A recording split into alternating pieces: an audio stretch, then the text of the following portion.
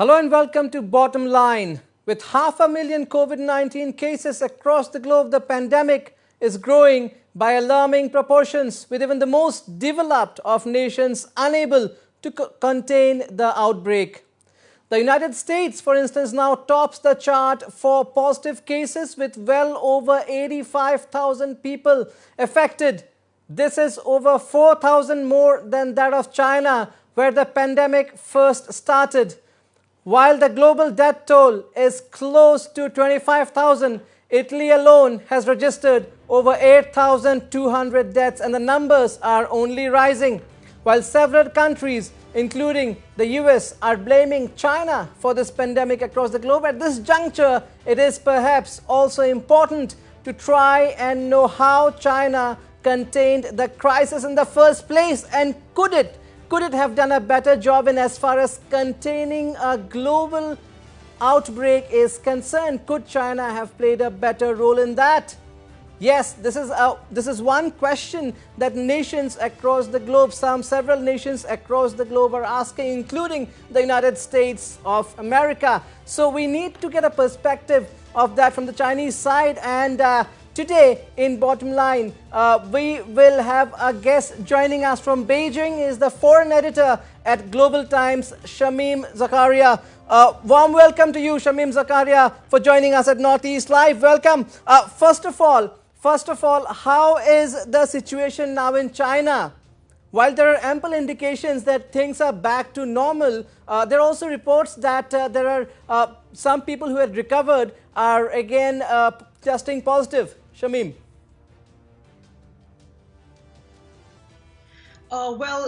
First, to answer your first question about situation in China, situation is moving towards normality in China, and the recovery rate outside the epicenter Hubei province is over 80% as I'm speaking with you. And of course, there has been some reports of all the people who have, not all the people, some people who have recovered tested positive, but that is also very slim. Not all the people have been tested positive. And to ensure that the people who have recovered and discharged from the hospital, they are not again test positive. So even after the people are cured and released from the hospital, they are kept under isolation and medical observation for another 14 to 20 days, depending on the severity of the illness. And apart from that, recently the China, even though overall China, the overall situation eased, but the maximum challenge that China was facing was not domestic transmission, but transmission from the imported cases. For instance, people, Chinese nationals or foreigners who were traveling back to China, they were infected and they were kind of transmitting the infection. And to curb this, effective 28th March midnight, all foreign nationals, irrespective of they have visas or residential permit, they are totally banned from entering China. And this has been declared last night by the State Council, and they have done it in order to curb the overseas import of infection. Shamim Zakaria, it would have required a mammoth effort to completely contain the pandemic. How did China manage to do it so effectively, we can say in a short period of time, given the extent of the spread? It was spreading over 80,000 cases, and now all of a sudden there are none. I mean, even in Wuhan, and also you have to accept that it didn't spread everywhere in China. So how did China pull it off? That is something that everybody wants to know as the entire globe, struggles to contain this crisis. Yeah, absolutely. As you said at the beginning, that it took drastic and mammoth effort from all sections of the society, including the government, including volunteers, workers, and also the citizens, most importantly. And yeah, the steps were really drastic. They erected makeshift hospitals with 3,000 beds just within a week. And what I have observed from my personal experience is that the steps started from a very grassroots level. For instance, if I have to tell you about the place in Beijing where I stay, right when the pandemic, at that time it was an epidemic, right when the epidemic broke out and things started surging, the cases and death rate, what the government did was they enforced and they stationed security personnel in each and every residential community in all over Beijing, in all over China. And of course, as you know, that there was total lockdown in Hubei province and Wuhan epicenter, especially the city of the epicenter.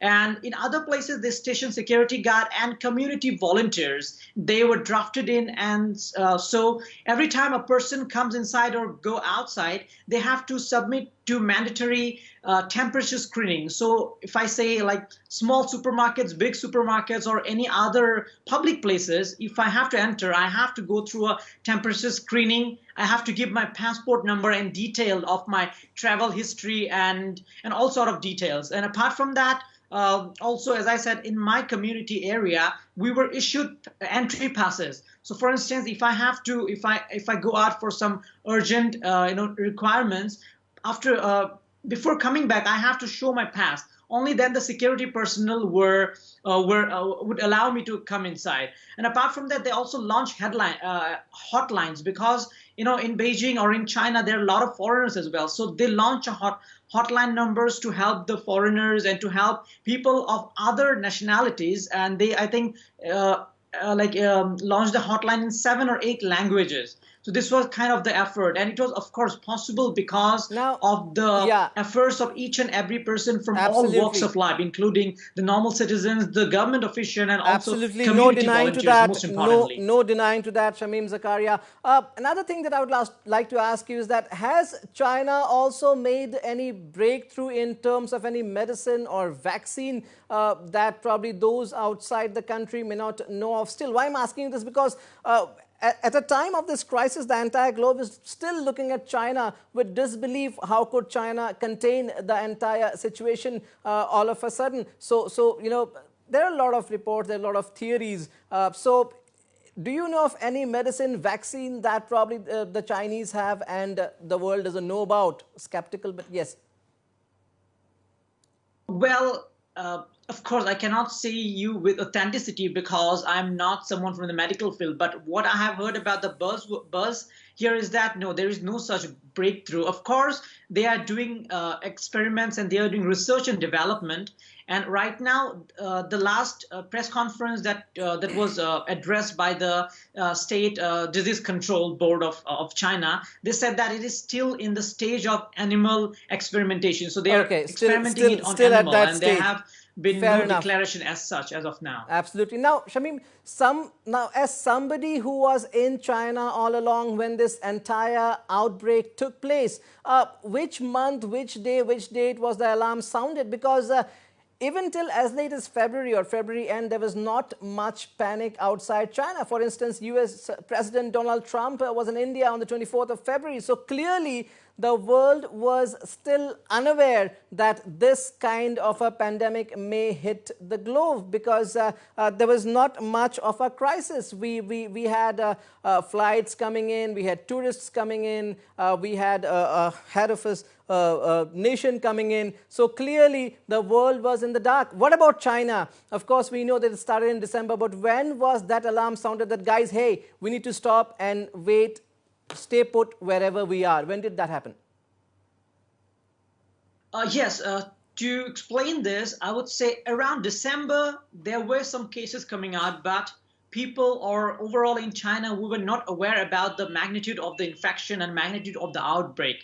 But it was around the last week of January, because I remember I had booked my flights for Malaysia. I was supposed to take a holiday there, and my flight was scheduled for 26th of January, 10:30 at night. But around 25th, I think they locked down Wuhan. They completely locked down Wuhan, and they restricted the movement of people and vehicles. And at a later stage, my flight got canceled because other countries were also closing down their borders, and that's when the alarm sounded. And of course, when China enforced the lockdown, at that time in Wuhan, I think there were around 500 cases. But it was good because they did it at a very early stage. And, as you mentioned about US or other countries, especially US or even in Italy, at the beginning of the outbreak, they took things very casually, and today you can see the impact. Like Italy has surpassed China in terms of the number of deaths, and also in US also, I think it's in the second stage now. That's because at the beginning they were taking things pretty lightly. They had a pretty laid back attitude, and that's the reason you can see the consequences now. That brings me to my next question, Shamim. Laid back attitude, you are saying there is also a rising accusation against China that it did not share vital information about the outbreak on time. Even till January end, China was claiming that there was no human-to-human transmission. Even the WHO, the World Health Organization, as we all know now, had tweeted the same. The world now is asking questions to China. The question is that, did China, we are not saying it's intentionally, but was China a bit laid back when it came to passing on the information to other countries across the globe? Did China delay a bit in informing that yes, there was probably a human-to-human transmission, and all of us need to be very careful? In that case, all the flights, people moving in and out would have perhaps stopped. Or are you saying that even China did not realize it, and so there is no use blaming it for the situation now? Shamim.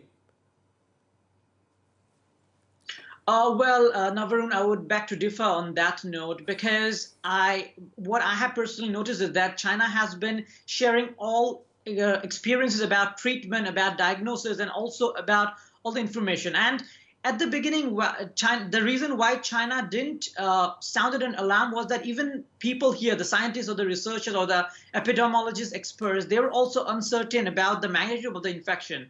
So they didn't do it because they were still at a very early stage, and they're trying to look at it like, is it airborne, or is it like human to human? Is it transmitted from human to human? Because it is at first when the outbreak happened, they said that it is a SARS-like virus, and SARS, as we know, that sometimes it is airborne. But when it comes to this virus, this is not an airborne virus, but this transmits from human to human. So at the early stage, even though they said that because they didn't have enough data, they did not test enough people, and there was lack of data. So that's the reason they didn't give any declaration. And speaking about WHO, so there was no case of hiding or concealing of information from China, because WHO officials themselves came to China, and even China invited experts from the US who joined in the panel of WHO, and they came to China, and they even visited the epidemic hit and worst affected provinces to take a stock of the situation. And speaking about sharing data, even yesterday, I think until yesterday, when I attended the press conference of the State Council, they said that around 25 video conferences have been held with different countries around the world. And China has sent experts to countries like Iran, Spain, Italy, and even they said that if US is ready to accept experts or ready to accept experiences from China in terms of treatment and diagnosis, China is ready to do that. So in terms of research and development and sharing information, China has been doing their utmost at this stage. China did its best, you said. Shamim, my next question, I ask it a bit skeptically. There are also conspiracy theories doing rounds that China may be hiding the actual number of casualties. Is there any truth to these?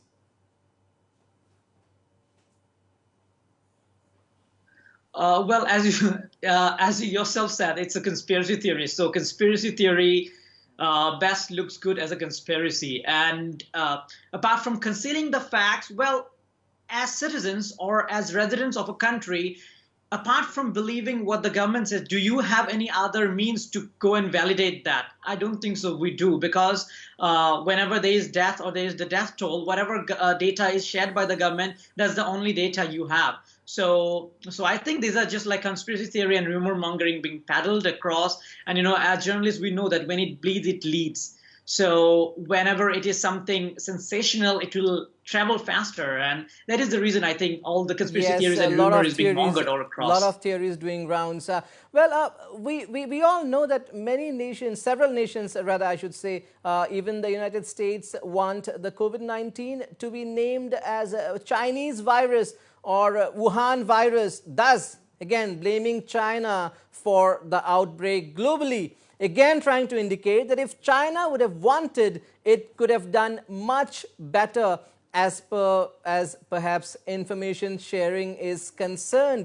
This has turned into a political issue also, and we are all aware of that. How do you react to this, Shamim? Sure. Well, I would say, just to you weigh in on your question, I would say that U.S. is allegedly blaming China and shifting the blame to China to hide their own incompetency, I would say, because the first case in South Korea and the first case in U.S. was detected on the same day. But U.S., instead of testing enormous number of people, doing large-scale tests, they were telling people that unless you have been in close contact with a positive, some patient who have tested positive, or you have traveled to virus-affected region or countries, you are not supposed to take the test. So that is the reason, I think. So that is the reason why the number of infection and death rate has surged. But whereas if you look at South Korea, they have been able to contain the outbreak quite effectively and efficiently. And about the blame game, if you go by WHO guidelines, it's strictly mandated that when they name a virus, it is not supposed to be named after any geographical location, after any human being or any animal. And if U.S. Or particularly, I would say the U.S. administration and President Donald Trump, if he's trying to do that, it is absolutely a xenophobic slur. And at this time, the countries, and because it is a pandemic, so I would say all the countries and regions should come together and join hands. And the main goal should be how to contain this pandemic and how to get rid of this, rather than peddling this sort of xenophobic slur, because this has kind of created a problem for the overseas Chinese. Because I know a lot of overseas Chinese, my friends here, or like my acquaintances who are based overseas in other countries. They are based there, and they are like as students or working.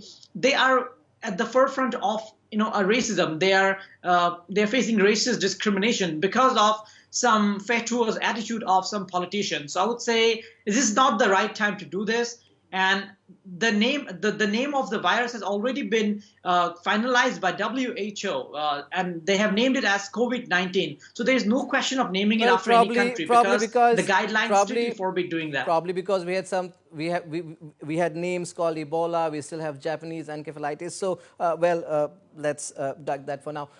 All said and done, Shamim, what role can now China play to help the rest of the globe emerge out of this crisis? China, after all, has apparently successfully tackled the situation and will surely have a lots and lots of best practices and steps to share. So can China lead from the front now, really, and can that action be seen on ground? Well, as of now, I think the primary role that China can play is share their experience, because Absolutely. At the beginning, you yourself admitted that China has put enormous effort, and within 2 months, China has been successfully achieved 0 infections. And even in epicenter Hubei, I think yesterday they completed a streak of 5 consecutive days of 0 infection. That is all because of citizens' effort, isolation, massive testing, and all the draconian measures, which might sound draconian, but of course that was important. So I think at this moment, China can share experiences, treatment experience, or experiences in terms of at the community level, what China did, how it succeeded in achieving that, and it can share the experience with other countries and help other countries enforce similar measures in their own countries and help contain this virus outbreak. Absolutely. And how do you think is, if you're keeping a track of it, how do you think is India dealing with the situation right now? We are the second most populous country in the world after China, and of course there's also a difference in resources of both nations, but as far as the numbers are concerned, India, as of now, we have just we have touched the 800 mark as far as the confirmed cases are concerned. 20 deaths reported. Figures may not look too big for a country of 1.3 billion, but nevertheless the situation is critical. But do you think India, with its resources and the efforts that it is putting in right now, do you think India is doing a good job as far as trying to tackle this crisis is concerned? Well, at this moment, I think India government has been doing pretty good. They have enforce the 21-day lockdown. And of course, in terms of resources, in terms of logistics, it varies. But at this moment, I would not want to give any kind of statement that kind of harsh the efforts. So I would like to boost the morale of the India government, and I would say definitely as Indians, as a government, now it's time to rally behind the government and show support. And this is very important at this point, that as citizens we should be aware. Apart from the measures like wearing masks, frequent washing of hands, it is very important that we maintain social distancing. And as you rightly said, that India is the second most populous country after China. So in such a when there is such a huge number of people, it becomes extremely important that people exercise precaution.